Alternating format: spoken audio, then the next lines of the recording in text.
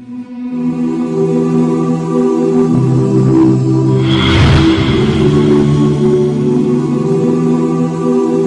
لوگ اللہ کے نام پہ خرچ کریں گے تو اللہ تعالیٰ کہہ رہا ہے وَصَلِّ عَلَيْهِمْ، اے میرے حبیب ساری امت پر نہیں، جو تیری امت میں میرے نام پہ خرچ کریں گے ان پہ تو درود پڑھ۔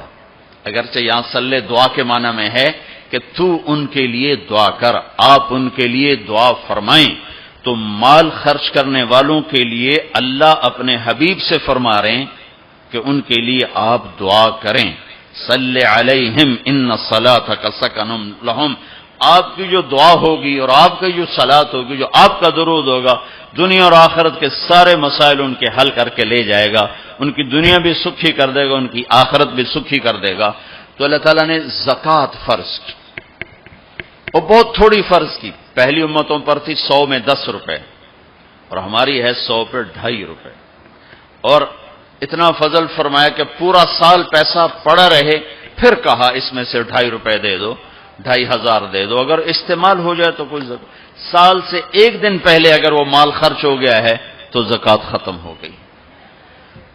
اور 82 دفعہ قرآن میں مال خرچ کرنے کا حکم آیا، 82 دفعہ، اور اللہ تعالیٰ نے ترغیب دی ہے کہ مالدار فقیروں پہ خرچ کریں۔ پھر اللہ تعالیٰ نے فقیروں کو ترغیب دیا کہ تم بھی جتنی وسعت ہو خرچ کیا کرو۔ میرے نبی نے ترغیب دی، سبق درہم 100,000 درہم، 1 روپیہ اللہ کے نام پہ خرچ کرنا 1,00,000 روپیہ خرچ کرنے سے بڑھ گیا۔ تو صحابہ نے عرض کی وہ کیسے بڑھ گیا؟ تو آپ نے کہا ایک آدمی کے پاس 2 روپے، ایک آدمی کے پاس کروڑوں روپے، جس کے پاس 2 روپے تھے اس نے 1 روپیہ اللہ کے نام پہ دے دیا، اور جس کے پاس کروڑوں تھے اس نے 1,00,000 دیا۔ جس نے 2 میں سے 1 دیا اس نے اپنے مال کا آدھا حصہ دیا، جس نے 1,00,000 دیا اس نے اپنے مال کا کوئی 1000واں حصہ دیا۔ جب تولا جائے گا تو 1 روپے کا وزن 1,00,000 سے بڑھ جائے گا۔ اور اس کا ایک واقعہ بھی، حضرت عمر ہمیشہ حضرت ابوبکر سے نہ کوشش کرتے تھے آگے نکل جاؤں، آگے نکل جاؤں، آگے نکل جاؤں، ساری زندگی موقع نہ بن سکا۔ تبوک کا موقع آیا تو اللہ کے نبی نے کہا مال خرچ کرو۔ عثمان رضی اللہ تعالیٰ نے 10,000 لشکر کا سارا سامان تیار کیا، ان کی سواریاں، ان کا راشن کے لیے تھیلوں کو بند کرنے کے لیے دھاگے تک اپنے گھر سے دیے، اور 300 دینار اوپر دیے۔ تو اللہ کے نبی کی جھولی میں وہ 300 دینار پڑے تھے یوں، اور آپ ان دیناروں کو اٹھا کے یوں فرما رہے تھے ما علی عثمان اللہ یعمل بعدا، عثمان آج کے بعد کچھ بھی نہ کرے تو جنت واجب ہوگی۔ تو عمر کہنے لگے آج میں ابو بکر کو کاٹ سکتا ہوں، آج میں اس سے آگے نکل سکتا ہوں کہ وہ آج کل غریب ہے، میں مالدار ہوں، تو وہ تھوڑا لائے گا میں زیادہ لاؤں گا تو میں بڑھ جاؤں گا۔ لہذا انہوں نے اپنے مال کا آدھا حصہ، آدھا گھر میں رکھا اور آدھا لے کر آئے۔ ابو بکر نے جھاڑو پھیر دیا، جو کچھ تھا وہ سارا سمیٹ کے لے آئے۔ جب دونوں پراپرٹی سامنے رکھی گئیں تو حضرت عمر کی بہت زیادہ نظر آ رہی، ابو بکر کی بہت تھوڑی نظر آ رہی۔ لہذا حضرت عمر بڑے اطمینان میں کھڑے کہ آج جیت خطاب کے بیٹے کی ہے، میں قربان جاؤں، اللہ رسول تو جانتے ہیں کہ کون کیا کر کے آیا ہے۔ تو میرے نبی نے سوال ہی بدل دیا، جو اس موقع کا سوال ہی نہیں۔ کوئی آدمی مسجد میں چندہ دینے جائے، مدرسے میں چندہ دینے جائے، کہا جی مول صاحب یہ 1,00,000 روپیہ ہے مدرسے کے لیے، مسجد کے لیے۔ آگے مولوی صاحب کہیں پیچھے کتنے پڑے ہوئے ہیں، تو کہے گا یہ بھی واپس کرو، میں تو تھوڑی نیت ہے جو کوئی چکر لگتا ہے کہ تسی ٹھیکیدار ہو، مگر علی شاید ابھی پیچھے کتنے پے ہیں۔ یہ موقع کا سوال ہے ہی نہیں۔ مولوی صاحب کو چاہیے جی جزاک اللہ، یہ لیجئے رسید، بسم اللہ، پھر بھی موقع آئے تو دیتے رہیں۔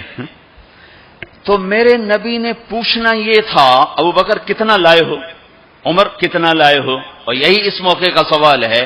لیکن اللہ رسول جانتے ہیں کہ کس کے مال میں وزن زیادہ ہے، تو میرے نبی نے سوال بدل دیا، فرمایا عمر ما خلفت، واہ واہ عمر پیچھے کیا چھوڑ کے آئے ہو؟ تو حضرت عمر تو وہیں دھڑم ہو گئے گا، وہ میں گیا، سوال سے ہی وہ پتہ چلے گا بات میری کلی اڑ گئی وکٹ. عمر ما خلفت یا ما ترکت لأہلک، یہ دونوں الفاظ ہیں. پیچھے گھر والوں کے لیے کیا چھوڑا؟ تو پہلے حضرت عمر بڑے جوش میں کھڑے تھے، پھر ایک دم ڈھیلے ہو گئے. کہنے باجی آدھا چھوڑا ہے آدھا لایا ہوں. پھر آپ نے کہا ابا بکر ما خلفت یا ما ترکت لأہلک، ابو بکر تو پیچھے چھوڑ کے کیا آیا، بچوں کے لیے کیا چھوڑ کے آیا؟ تو ان کا ترکت اللہ ورسول، میں تو اللہ اس کے رسول کو چھوڑ کے آیا ہوں، باقی سب کچھ لے آیا. تو اس پر عمر کہنے لگے ابو بکر میں نہیں تجھ سے آگے بڑھ سکتا، کوئی بھی تجھ سے آگے نہیں بڑھ سکتا. اور اگلی سنو،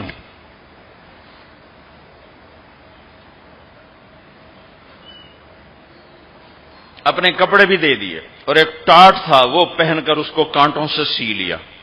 تو جبریل آئے، کہنے لگے یا رسول اللہ، اللہ تعالیٰ پوچھ رہے ہیں کہ ابو بکر نے یہ ٹاٹ کیوں پہنا ہوا ہے؟ تو آپ نے کہا کہ ابو بکر نے سارا کچھ اللہ اس کے رسول پہ لگا دیا ہے اس لیے یہ پہنا ہوا ہے. تو کہا یا رسول اللہ، اللہ